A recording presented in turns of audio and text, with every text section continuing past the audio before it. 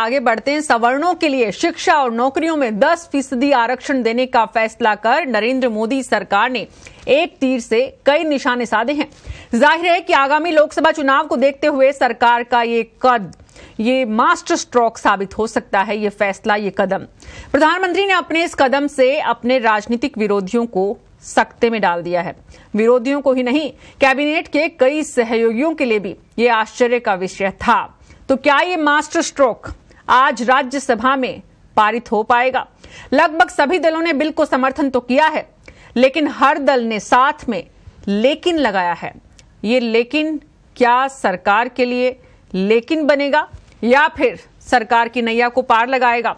युवाओं को साधने की कोशिश इस बिल के जरिए, बड़े समाजों को साधने की कोशिश इस बिल के जरिए, कितना फायदा होगा देखिए इस रिपोर्ट पे। मोदी सरकार का सवर्ण आरक्षण का मास्टर स्ट्रोक, लोकसभा में पारित हुआ संशोधन विधेयक, क्या राज्यसभा में भी हो पाएगा पारित? संशोधन विधेयक पर जारी है बहस, कोई नहीं कर रहा खुलकर विरोध। क्या सता रहा है वोट बैंक का डर?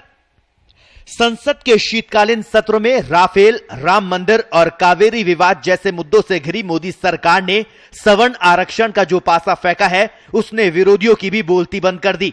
बुधवार को दिन भर इस मुद्दे पर राज्यसभा में हुई बहस ने भी जता दिया कि चुनाव की छाया में कोई भी दल इस आरक्षण बिल का खुलकर विरोध करने की स्थिति में नहीं है।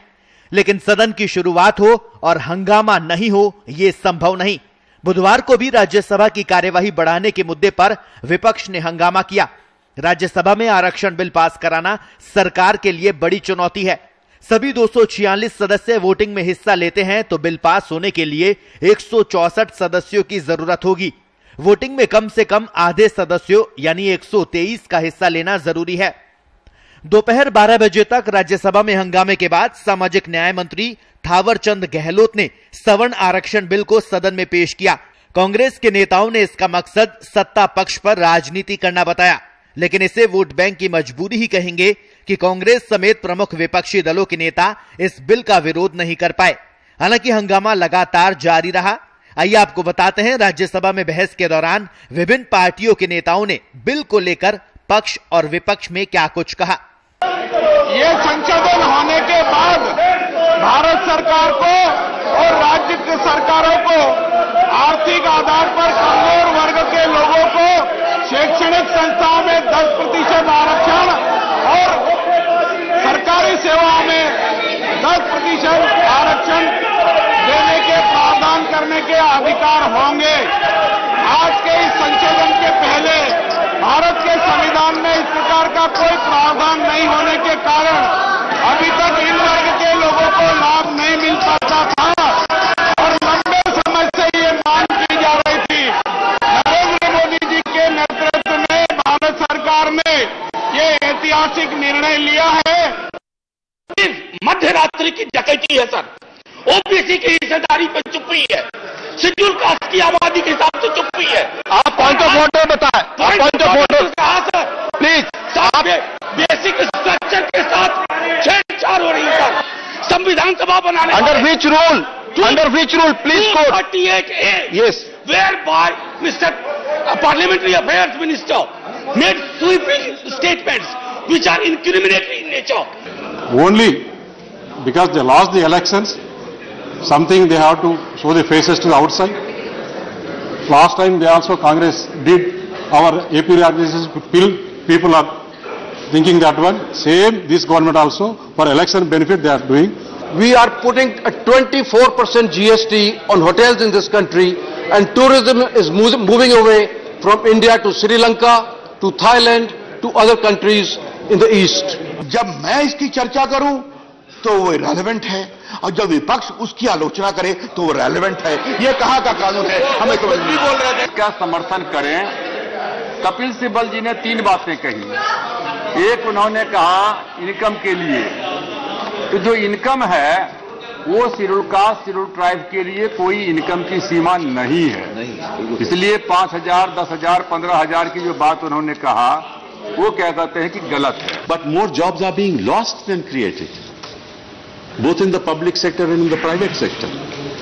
You go to the ITC sector, to the information technology sector, lakhs of jobs have been lost. Lakhs of jobs have been lost. When banks go digital, thousands of jobs are lost. When public sector companies go digital, thousands of jobs are lost. Very few jobs are created. In fact, if you look at, and this is very interesting, from 2001 to 2018-19, the total jobs that have grown throughout the period is 7.3%. आपको बता दें, साल के पहले ही दिन राम मंदिर पर अध्यादेश नहीं लाने की बात कहकर प्रधानमंत्री नरेंद्र मोदी ने मंदिर वहीं बनाएंगे का राग फिर शुरू करने वाले विश्व हिंदू परिषद समेत साधु संतों को नया मुद्दा हाथ में थमा दिया था। मंदिर मसले को लेकर बचाव की मुद्रा में खड़ी भाजपा अब आक्रामक नजर आएगी, क्योंकि राम मंदिर के मुद्दे पर जो लोग सक्रिय थे उनमें सवर्णों की संख्या ही ज्यादा है।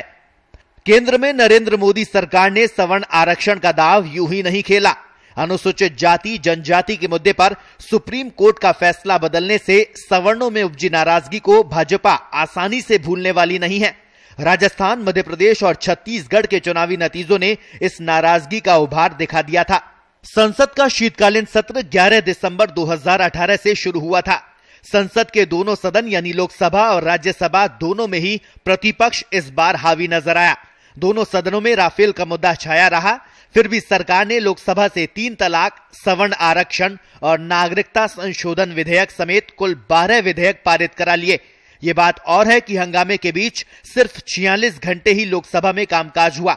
ये बात जरूर है, ये सत्र लोकसभा की कार्यवाही में बाधा डालने के लिए 50 सदस्यों के निलंबन की सख्त कार्रवाई के लिए भी याद किया जाएगा। पत्रिका टीवी के लिए हरीश पाराशर की रिपोर्ट, जयपुर।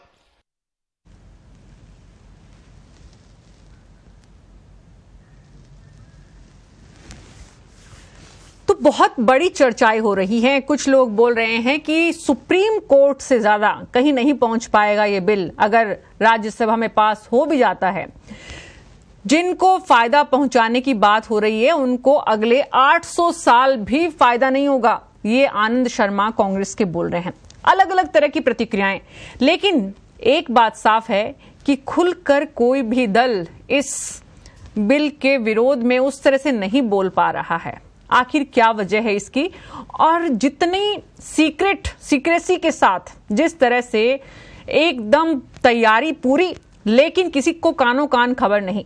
प्रधानमंत्री नरेंद्र मोदी का काम करने का ये रवैया, ये शैली विपक्ष को कई बार परेशानी में डालती है। अब